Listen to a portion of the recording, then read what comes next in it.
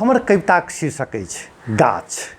बच्चा में एना बराबर होइत छल, बच्चा में एना बराबर होइत छल केओ टोकैत कि फलक संग तो खा लेले बीज, कि फलक संग तो खा लेले बीज, एहि दुआरे गाछ फरतौ तोरा भीतर, एहि दुआरे गाछ फरतौ तोरा भीतर।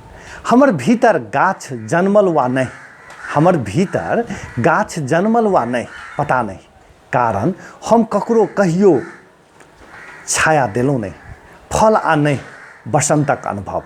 मुदा आइ जखन हम एकटा युवा गाछ के कटैत देखलहुँ तऽ हम सुनलहुँ अपन भीतर, तऽ हम अपन सुनलहुँ अपन भीतर एकटा हरियर कचोर चिचियाहट, एकटा हरियर कचोर चिचियाहट, एकटा डेरायल चिचियाहट हमर भीतर से निकलल।